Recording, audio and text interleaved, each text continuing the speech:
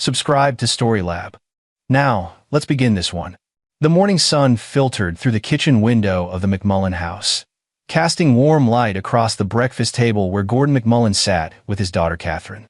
At 42, Gordon carried himself with the quiet confidence of a man who'd seen the world's darkest corners and emerged intact. His closely cropped hair showed threads of gray at the temples, and his hands, scarred and calloused, moved with practiced efficiency as he flipped pancakes onto Catherine's plate. "Dad, these are getting burned on the edges again," Catherine said, grinning up at him. At 12, she had her mother's warm brown eyes and infectious smile, though her personality was all fire and determination. "That's called caramelization, kid. It's fancy cooking," Gordon replied, settling into his chair across from her. "Your mother would have called it incompetence." Catherine's expression softened at the mention of Mary. 3 years had passed since cancer had taken her, but the absence still hung in the air like morning mist. Gordon had left Delta Force 2 months after the funeral, unable to reconcile his duty to his country with his duty to the 12-year-old girl who needed him more. "Whitney invited me to a party tonight," Catherine said, pouring syrup over her pancakes. "At the Townsend house. Her older brother's having some friends over." Gordon's fork paused halfway to his mouth. "How much older?" "Like high school. Seniors, I think. But Whitney said it's just going to be music and hanging out. Her parents will be there." The lie detector Gordon had developed over 18 years of special operations screamed a warning, but he'd also learned that trust was essential. Catherine had never given him reason to doubt her. She was smart, responsible, mature beyond her years from losing her mother too young. "Home by 10, he said finally. "And you keep your phone on. Any weirdness, any drinking, anything that makes you uncomfortable, you call me immediately." "Dad, I'm not a baby." "No, but you're my baby. There's a difference." Catherine rolled her eyes but smiled. "Yes, sir." That evening, Gordon watched from the front porch as Catherine climbed into Whitney Townsend's mother's car. Something gnawed at his gut, the same instinct that had kept him alive in Fallujah, in the Hindu Kush, in a dozen other hellholes where split-second decisions meant the difference between breathing and bleeding out. But he waved, forced a smile, and went back inside. He tried reading, tried watching television. At 9:30, he texted Catherine, "All good?" No response. 9:45. "Catherine?" Nothing. At 9:52, his phone rang. Not Catherine's number, Whitney's mother. "Mr. McMullen? This is Lorraine Townsend. I'm so sorry, but there's been an incident. Catherine's a county general. You need to come now." The 15-minute drive to the hospital took Gordon 8. He'd shifted into operational mode the moment he hung up, his mind clear and cold, emotions locked away in the same place he stored them during missions. He couldn't help Catherine if he was panicking. Lorraine Townsend met him in the emergency room waiting area, her face pale and drawn. "Mr. McMullen, I'm so sorry. I didn't know the party wasn't at our house. Whitney lied to me. She said she was going to study at a friend's. I only found out when the hospital called." "Where's Catherine?" "They're examining her now." "Mr. McMullen, there were boys there. High school boys.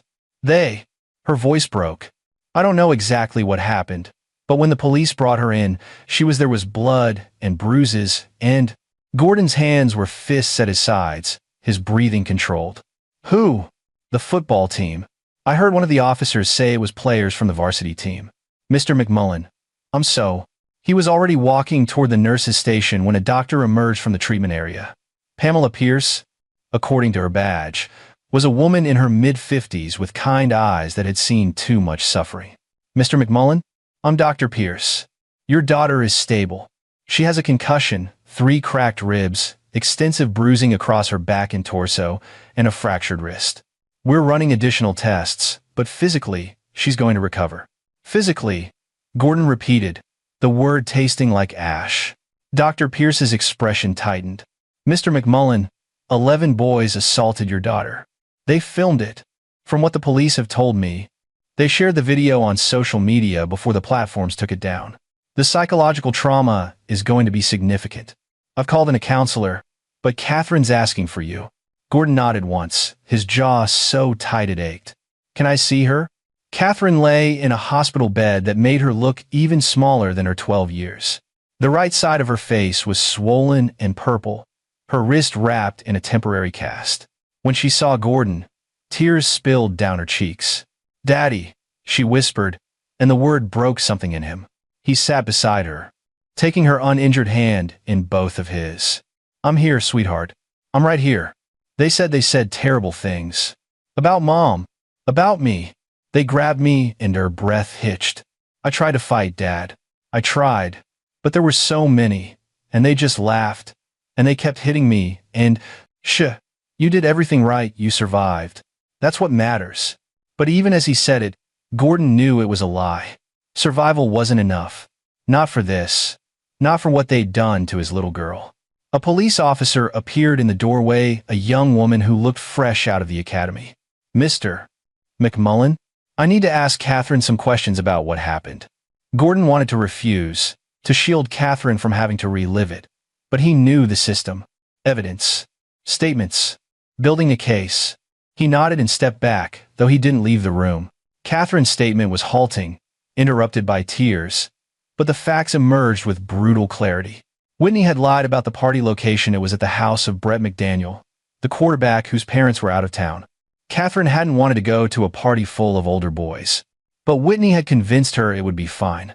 When they arrived, there were no other girls, just 11 members of the varsity football team, already drinking. Catherine had tried to leave. They blocked the door. What started as teasing escalated when she tried to push past them. Brett McDaniel had grabbed her, thrown her against a wall. The others had joined in, taking turns. Someone had set up a phone to record. They'd punched her, kicked her, slammed her head against the floor. The whole attack lasted 7 minutes. A neighbor had heard screaming and called the police. The boys had scattered, leaving Catherine unconscious on the living room floor. The officer took notes, her expression professionally neutral. But Gordon saw the rage in the set of her shoulders. "We've identified all 11 boys," she said. "They're being questioned now. The video evidence is clear. The DA will be filing charges." Gordon nodded, but he was already calculating. 11 targets. Their addresses would be in the police report. Their parents, their schedules, their vulnerabilities. He'd spent 18 years hunting the world's most dangerous men. These were just stupid kids who thought daddy's money and a football scholarship made them untouchable. They were about to learn different. The next morning, Gordon sat in the office of District Attorney Helen Rogers, a woman whose campaign posters promised tough on crime, strong on justice. In person, she looked more interested in her phone than in the case file spread across her desk. "Mr. McMullen, I understand you're upset," she said, finally looking up. "What happened to Catherine is terrible, but we need to be realistic about prosecution." "Realistic?" Gordon kept his voice level. 11 boys brutally assaulted my 12-year-old daughter. They filmed it. You have video evidence, witness statements, medical records. What's unrealistic about prosecution?" Rogers sighed, leaning back in her chair. "These are high school seniors, star athletes. Several of them have scholarship offers to Division I schools. Brett McDaniel's already committed to Alabama. Do you understand what conviction would do to their futures?" Gordon stared at her, not quite believing what he was hearing. "Do you understand what they did to my daughter's future?" "I'm sympathetic, Mr. McMullen, but we have to consider all factors. These boys made a mistake. A mistake is forgetting homework. This was assault, battery, maybe attempted murder, given how badly they hurt her. The thing is," Rogers continued, as if Gordon hadn't spoken, "several of the boys' fathers sit on the city council. Robert McDaniel, Austin Pratt, Alejandro Douglas, these are influential men.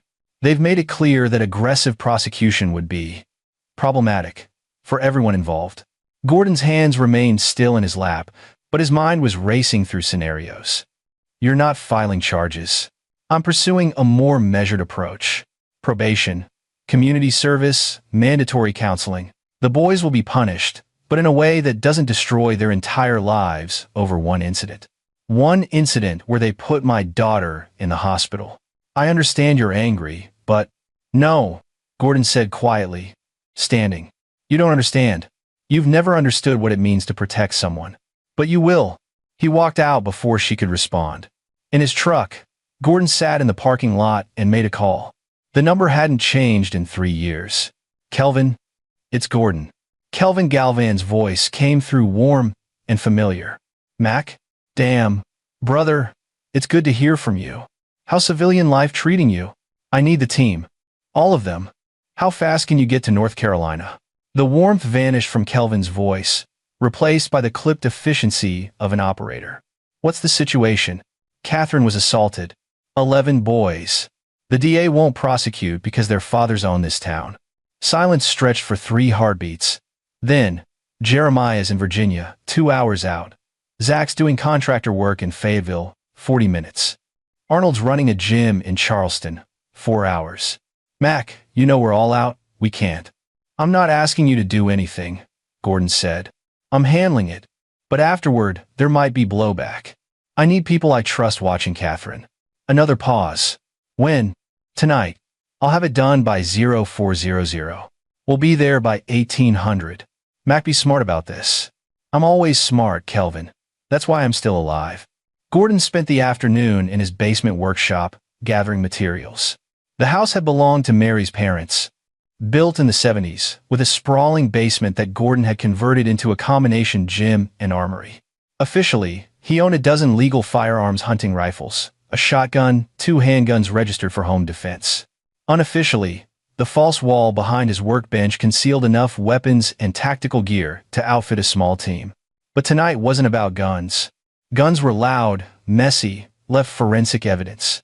Gordon needed precision, control, a message that would be understood without being traced. He selected 11 syringes, drawing precise doses of a chemical cocktail he'd learned to brew in a CIA black site outside Kandahar. The compound would cause excruciating pain, muscle spasms, and temporary paralysis, but wouldn't kill. Death was too easy. These boys needed to live with what came next. At 1,800 hours, a black Ford Explorer pulled into Gordon's driveway. Kelvin Galvan emerged first 6'2" of lean muscle, his dark skin marked with scars from a decade of close-quarters combat. Behind him came Jeremiah Moody, stockier and balding, a master explosives technician who now taught chemistry at a community college. Zachary McKinney, the youngest at 36, still had the hungry look of an operator who missed the action. Arnold Peck brought up the rear, massive and gray-haired, the team's designated gentle giant who could bend steel bars with his bare hands. They didn't waste time with small talk. Gordon had coffee ready, and they gathered around his kitchen table like they'd done 100 times before missions. Catherine, Kelvin asked. Hospital overnight for observation, then home tomorrow. Physical therapy for the wrist, counseling for everything else. Gordon's voice was flat, emotionless. He compartmentalized it all, locked the father away, and let the operator take control. I have addresses for all 11 targets. Their parents are keeping them home from school, thinking this will blow over. Security? Jeremiah asked. Suburbia. Alarm systems, maybe cameras, nothing sophisticated. These people have never experienced real threat. They think money and position make them safe. Zachary studied the satellite images Gordon had pulled up on his laptop. You're hitting all 11 in one night? All 11 in 4 hours. Each target gets exactly what they deserve. Arnold's deep voice rumbled through the kitchen. And us? You watch Catherine. She gets released tomorrow at 0900. If anything happens to me, if the police come, if anyone tries to get to her, you keep her safe. That's all I need. Kelvin shook his head. Brother, you know that's not how this team works. You go, we go. I'm not asking you to throw away your lives. You're not asking, Jeremiah interrupted. We're telling. You think any of us could live with ourselves if we let you do this alone? After everything we've been through? Gordon looked at each of them, in turn men he'd bled with, nearly died with, who'd become closer than brothers through shared horror and survival. This isn't a sanctioned op. No support, no extraction, no legal protection. You get caught, you're done. Then we don't get caught, Zachary said simply. What's the plan? By 2100 hours, they'd refined the operation. Gordon would handle the actual targets. This was personal, and it needed to be his hand that delivered justice. The team would provide overwatch, handle any complications, and ensure clean extraction. 4 hours, 11 targets. Ghost in and out before anyone knew they were there. At 2,200 hours, they moved out. The first target lived in a McMansion on the north side of town. Brett McDaniel, the quarterback, the ringleader, the one who'd thrown Catherine against the wall. Gordon watched the house from across the street, noting the single light burning in an upstairs bedroom. Brett's father Robert was on the city council, owned 3 car dealerships, and had probably never been told no in his entire privileged life. His son had inherited that arrogance. Gordon's phone buzzed. Kelvin's text. Clear. He crossed the street like a shadow, moving with the efficiency of thousands of hours of training. The back door's alarm system was laughably simple. Gordon had it bypassed in under 30 seconds. Inside, the house was silent except for the hum of expensive appliances and the distant sound of a television. Brett's room was on the 2nd floor. Gordon took the stairs without a sound, testing each step for creaks. The door was closed, but unlocked. Inside, Brett McDaniel lay sprawled across his bed in boxer shorts, scrolling through his phone. He didn't notice Gordon until a hand clamped over his mouth. "Don't scream," Gordon whispered. "Don't move. If you cooperate, this will be over in 60 seconds. Brett's eyes went wide with terror. Good. Let him feel a fraction of what Catherine felt. Gordon pressed the syringe into Brett's arm, depressing the plunger. The boy tried to thrash, but Gordon's grip was iron. Within seconds, the cocktail took effect. Brett's body went rigid, muscles spasming, his mouth open in a silent scream as pain receptors fired throughout his nervous system. 7 minutes, Gordon said quietly, watching the boy convulse. "That's how long you hurt my daughter. This is going to last longer." He set his phone on the nightstand, timer visible. Then he went to work. Gordon didn't use weapons. His hands were enough. He broke Brett's throwing arm in 3 places, precise fractures that would never heal properly, would never let him throw a spiral again. Shattered his knee with a controlled stomp that destroyed the ACL, MCL, and meniscus. The boy couldn't scream, couldn't even whimper, paralyzed by the drug while his body tried to process the catastrophic damage. When Gordon left 12 minutes later, Brett McDaniel lay unconscious on his bedroom floor, his football career over before it started. Target 2 was Daryl McDaniel, Brett's younger brother, a linebacker who'd been the second to put hands on Catherine. Gordon found him in the basement of the same house, playing video games with headphones on. The approach was even easier. Gordon treated each target with surgical precision. He didn't kill that would have been mercy. Instead, he systematically destroyed the parts of their bodies they valued most. Hands for the boys who'd filmed, knees for the runners, faces for the ones who'd mocked Catherine while she bled. By 0130 hours, 9 targets were down. Gordon moved through the night like death itself, unstoppable and inevitable. Stuart Bishop lived alone in a converted garage apartment behind his mother's house. No father in the picture, single mom working double shifts to support her son's football dreams. Gordon almost felt sorry for her. Almost. Stuart had been the one who'd kicked Catherine in the ribs. 3 times, according to her statement. Gordon made sure to return the favor with interest, fracturing 6 of the boy's ribs and puncturing a lung. Not enough to kill, but enough that every breath for the rest of his life would hurt. The final target was Ramiro Drake, the defensive end who'd stood watch at the door while the others attacked Catherine. He'd been smart enough not to participate directly, but he'd enabled it. Made it possible. In Gordon's book, that made him just as guilty. Ramiro's house had better security. His father, Alejandro, owned a private security company. Ironic. Gordon disabled the cameras with a focused EMP pulse, slipped through a window, and found Ramiro sleeping peacefully in his bed. The boy never had a chance. At 0347 hours, Gordon's phone buzzed with a message from Kelvin. All targets confirmed down. Emergency services responding to multiple calls suggest immediate extraction. Gordon was already moving, disappearing into the night as sirens began to wail across town. By the time the sun rose, all 11 boys were in the hospital, their parents screaming for police investigations, and Gordon was sitting in his kitchen drinking coffee with his team.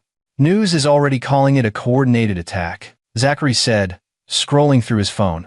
"They're talking terrorism, gang violence." One reporter suggested it might be cartel-related. "Let them talk," Gordon said. "They'll never prove anything." Jeremiah was less confident. "Mac, you hit 11 targets in 4 hours. That's not normal crime. The cops will know this was professional." Knowing and proving are different things. No forensics, no witnesses, no digital trail. I was ghosts. Arnold spoke up from his position by the window. What about the fathers? The city council boys? They're not going to just accept this. I'm counting on it, Gordon said quietly. At 0900, Catherine was released from the hospital. Gordon brought her home to find Kelvin making pancakes, Jeremiah reading on the couch, Zachary and Arnold playing cards at the kitchen table. She looked at the four strange men in her house with confusion. Sweetheart, these are some friends of mine from the army, Gordon said. They're going to stay with us for a few days. Make sure we're safe. Catherine's eyes were sharp despite the pain medication. Safe from what? From people who might be angry about what happened to those boys last night. She'd seen the news. Every channel was covering it. 11-star athletes mysteriously attacked in their homes, all on the same night. The speculation was wild, but the facts were clear. Someone had systematically targeted the boys who'd assaulted Catherine McMullen. Dad, she whispered. Did you? I protected you, Gordon said simply. That's what fathers do. Catherine looked at him for a long moment. Then at the four operators watching her with kind but hard eyes. Finally, she nodded. Okay. That afternoon, while Catherine rested upstairs under Jeremiah's watchful eye, Gordon's phone rang. Unknown number. Mr. McMullen, this is Robert McDaniel. I think we need to have a conversation. I don't have anything to say to you. My son is in intensive care. Both my sons. The doctors say Brett will never play football again. Daryl might never walk properly. And you know what's interesting? All 11 boys who were at that party, the same party where your daughter claims she was assaulted, they're all in the hospital with similar injuries. Sounds like karma, Gordon said. Sounds like a special forces operator who thinks he's above the law. Robert McDaniel's voice was cold now, all pretense of civility gone. I know who you are, McMullen. I know what you did. And I'm going to make sure you pay for it. Your boys attacked my 12-year-old daughter. They filmed it. They laughed about it. And the DA said their futures matter more than my daughter's trauma. So yes, I made sure they got exactly what they deserved. You're admitting to assault. I'm not admitting anything. I'm simply saying that sometimes the universe corrects injustice when the legal system fails. If you have evidence I did something wrong, call the police. Otherwise, we're done talking. Gordon hung up. Kelvin was watching him from the kitchen doorway. That was a threat, Kelvin said. I know. He's going to come at you. Not legally, you're right that there's no evidence. But men like that, they have other resources. Let him try. What Gordon didn't say, what he didn't need to say to men who'd served with him, was that he wanted Robert McDaniel to try. Wanted all 3 city council members to show their true colors. To step outside the protection of their money and position and try to bring real violence. Because Gordon was very, very good at violence. The next 48 hours were quiet. Too quiet. Gordon knew the pattern, the calm before a storm, the enemy pulling back to regroup and plan. He spent the time fortifying his house, running scenarios with his team, and making sure Catherine was never alone. On the 3rd day, the storm broke. It started with a phone call to Gordon's landline, a burner number, scrambled voice. You have 12 hours to leave town, McMullen. Take your daughter and disappear. If you're still here tomorrow, what happened to those boys will look like mercy compared to what happens to you. Gordon traced the call while the voice was still speaking. Kelvin ran the number through their network of contacts. Within an hour, they had confirmation. The call had been routed through 3 countries, but it originated from a phone registered to a shell company owned by Austin Pratt, another city council member. They're coordinating, Zachary said, studying the information. All 3 fathers, McDaniel, Pratt, Douglas. This isn't just revenge. It's organized. Arnold looked up from cleaning his rifle. How organized? The answer came at 2,100 hours that night. Gordon was on the roof of his house, using a night vision scope to scan the surrounding area when he spotted them.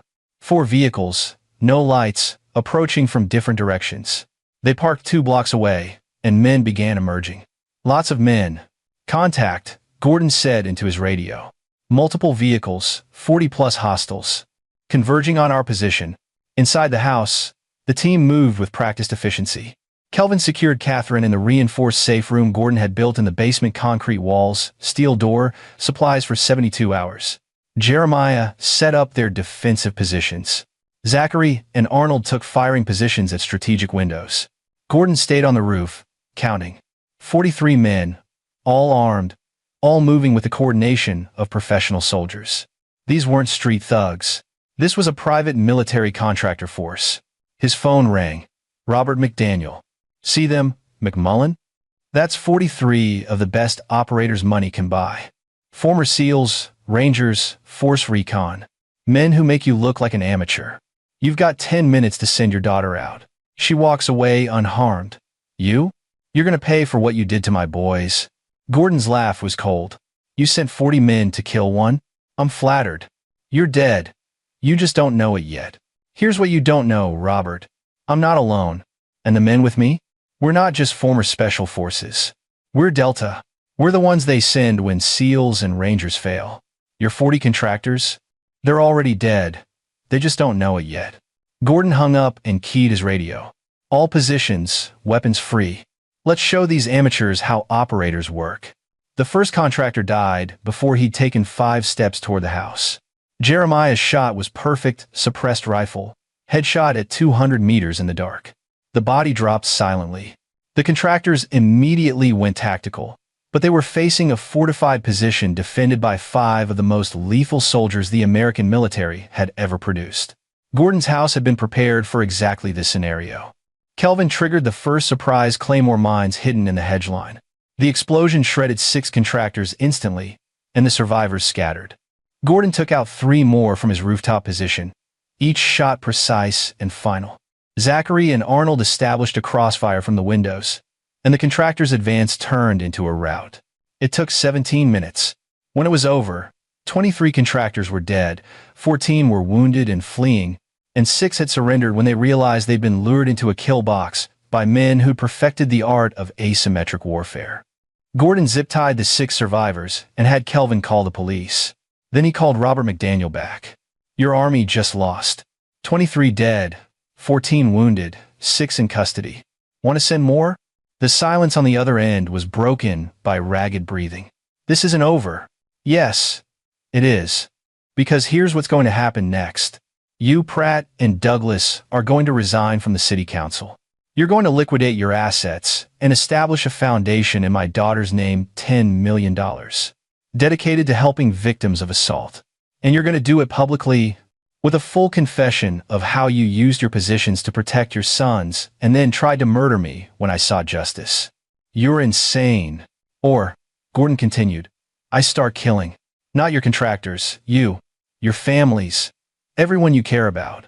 And I'll do it slowly, carefully, making sure you watch everything you love burn before I finally let you die. Your choice. You have 24 hours. Gordon disconnected and looked at his team. They were battered but alive, victorious against absurd odds because they'd prepared, trained, and trusted each other. Police are 3 minutes out, Kelvin reported. What's our story? The truth, mostly, Gordon said. Armed men attacked my home. We defended ourselves. Self-defense is legal in North Carolina. The next 24 hours were chaos. Police investigations, federal involvement given the body count, media circus as the story exploded across national news. But Gordon's legal position was solid. He'd been attacked in his home by 40 armed men, and he'd defended his family. The 6 survivors confirmed they'd been hired by Robert McDaniel to send a message. The burner phone was traced back to Austin Pratt. By the time 72 hours had passed, all 3 city council members were in federal custody, charged with conspiracy to commit murder, attempted murder, and a dozen other felonies. Their positions, their money, their power all gone in an instant. District Attorney Helen Rogers, facing her own investigation into corruption and prosecutorial misconduct, quietly reopened the case against the 11 football players. With the video evidence, medical reports, and Catherine's testimony, conviction was certain. The boys would spend their 18th birthdays in juvenile detention and their adult years in prison. Gordon stood on his front porch, watching the last of the police vehicles pull away. Catherine emerged from the house, still bruised but healing, and slipped her hand into his. Is it over? She asked. It's over, Gordon confirmed. The bad guys lost. Justice won. You mean you won? Gordon looked down at his daughter, seeing Mary's strength in her eyes, seeing the fighter she was becoming. No, sweetheart. We won. You survived. You testified. You didn't let them break you. I just made sure they faced consequences. Kelvin, Jeremiah, Zachary, and Arnold emerged from the house, ready to head back to their normal lives.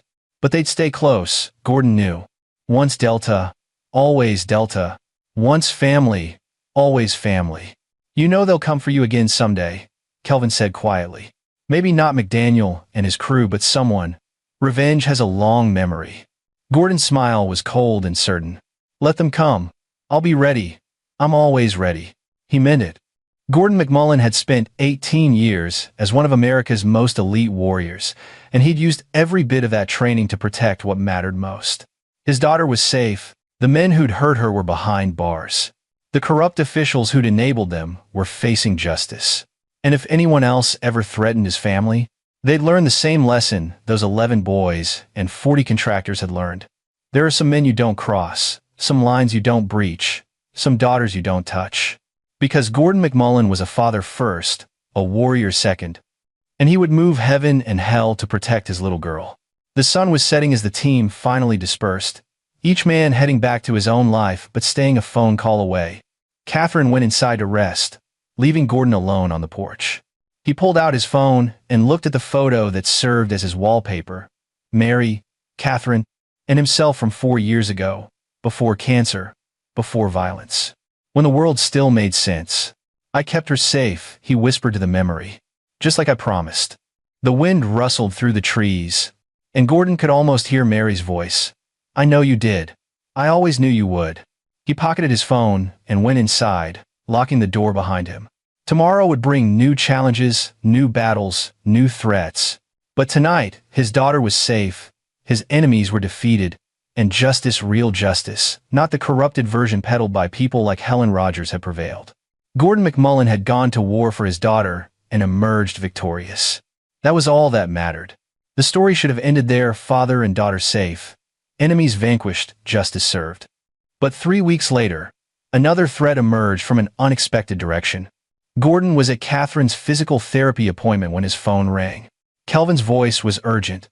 Mac, we've got a problem. Robert McDaniel made bail. Federal charges. He shouldn't be able to. He pulled strings. Some federal judge he went hunting with. He's out. And Mac, he's not trying to run.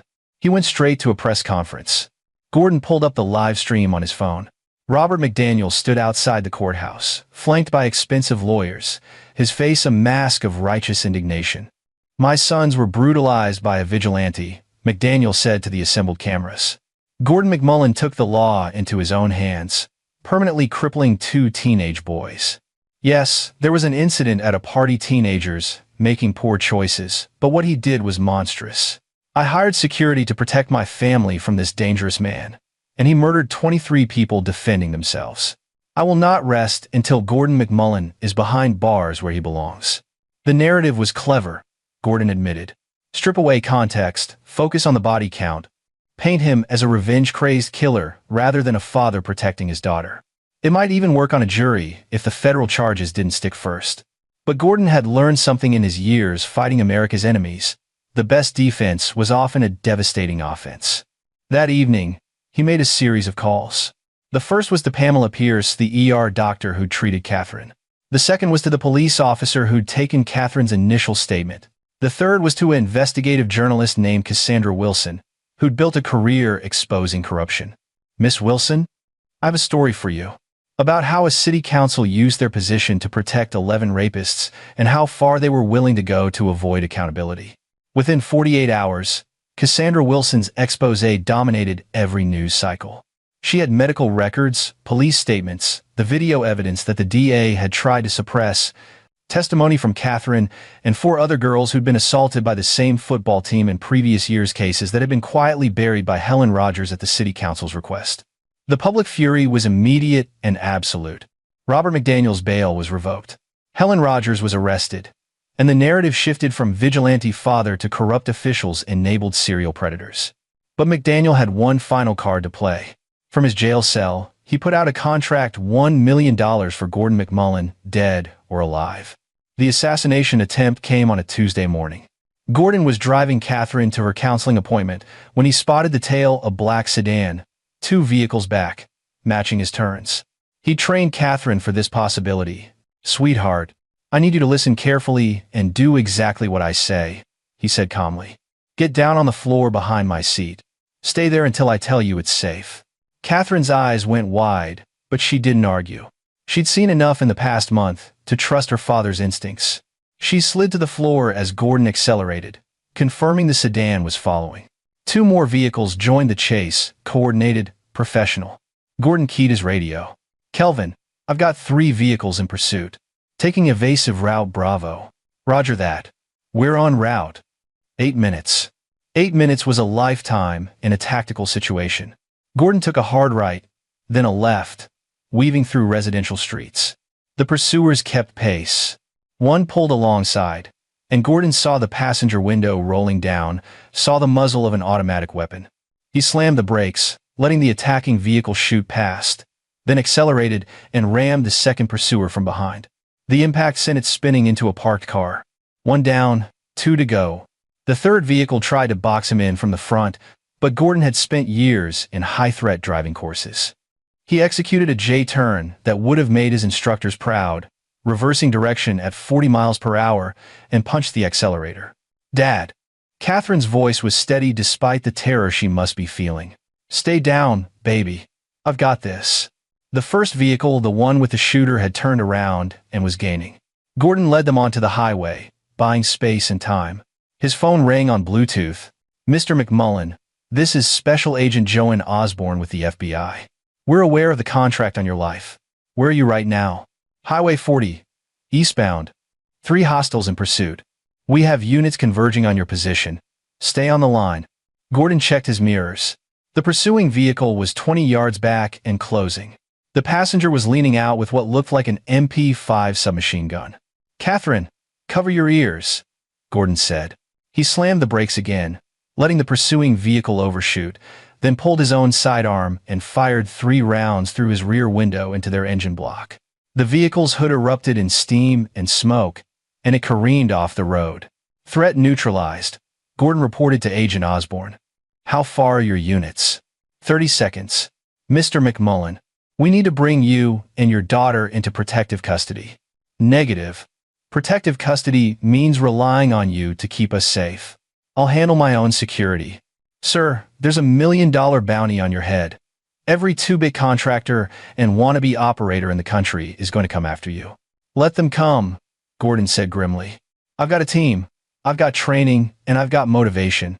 Anyone who comes after me is going to end up like those 3 vehicles." Agent Osborne sighed. "You're making my job very difficult. Your job is to arrest Robert McDaniel for putting out the contract. Mine is to keep my daughter alive. We clear?" "Crystal." Gordon pulled off the highway and found a quiet side street. Catherine emerged from behind the seat, shaking but unharmed. "Are they gone?" she asked. "For now, but there will be more.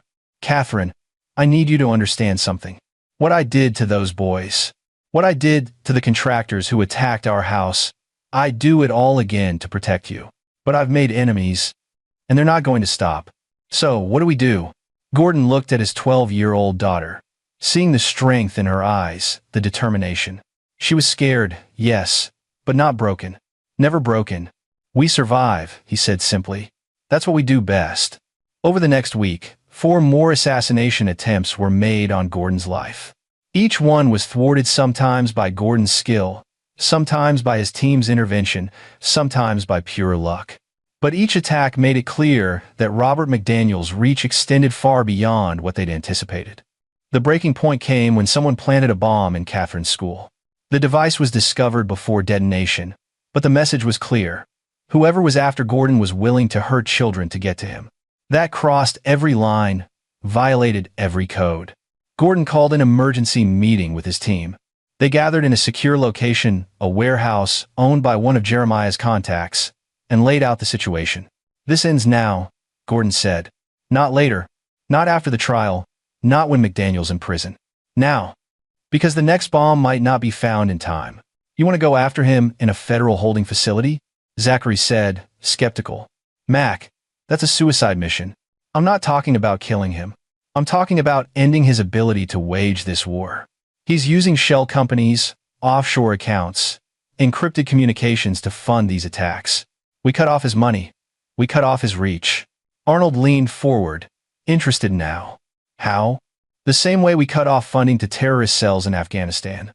We trace the money, we identify the accounts, and we drain them dry.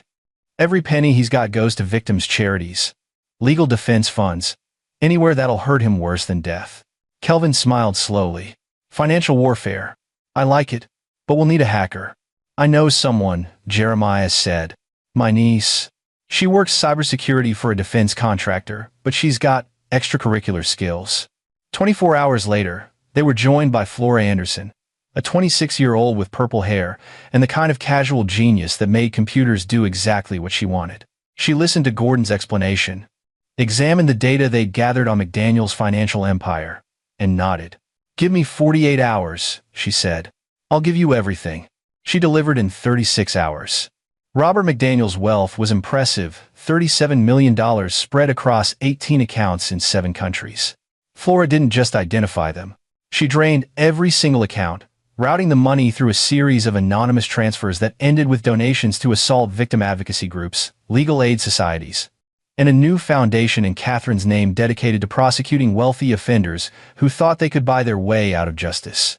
When McDaniel discovered what had happened, his screams could apparently be heard throughout the federal holding facility. But Gordon wasn't done. With McDaniel financially gutted, Gordon turned his attention to the other 2 city council members, Austin Pratt and Alejandro Douglas. They'd been released on bail, their lawyers working overtime to build their defense. Gordon decided to make that defense considerably harder. Flora hacked their communications, providing Gordon with years of encrypted messages showing bribery, corruption, witness intimidation, and a dozen other felonies. Gordon packaged it all neatly and delivered it to Agent Osborne. Merry Christmas, he said.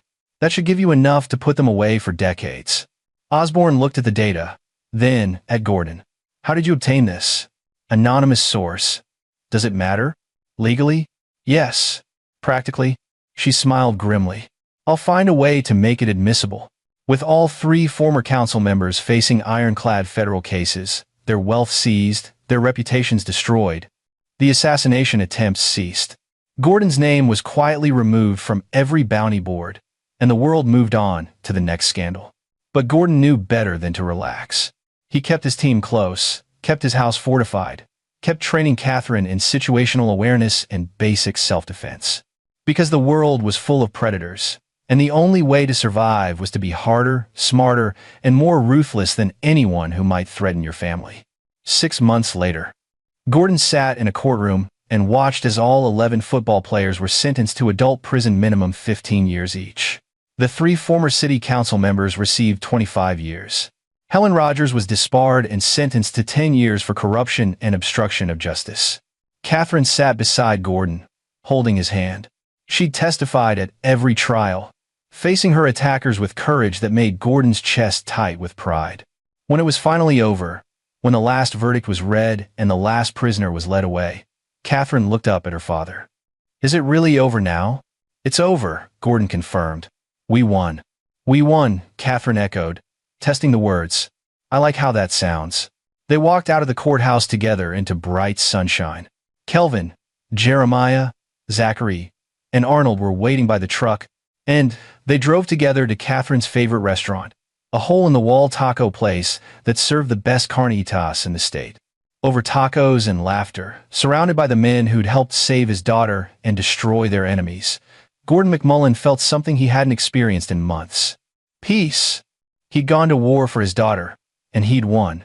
Not through the legal system that had failed them, not through institutions that valued privilege over justice, but through his own strength, his own skills, his own unwillingness to let evil prevail. Catherine was healing physically, emotionally, growing stronger every day. The men who'd hurt her were behind bars. The corrupt officials who'd protected them were facing justice. And Gordon had proven that sometimes, when the system fails, a father's love and a warrior's training can change the world. Dad, Catherine said, pulling him from his thoughts. Thank you for everything. Always, sweetheart, Gordon said, pulling her into a hug. I'll always protect you. And he would. For the rest of his life, Gordon McMullen would stand between his daughter and anyone who wished her harm. It was what fathers did, what warriors did, what he'd been trained for across 18 years of combat. The world had tried to break his family. The world had failed. And anyone who tried again would learn the same lesson. You don't mess with Gordon McMullen's daughter. Not if you want to survive. This is where our story comes to an end. Share your thoughts in the comments section. Thanks for your precious time. If you enjoyed this story, then please make sure you subscribe to this channel. That would help me a lot. Click on the video you see on the screen, and I will see you there.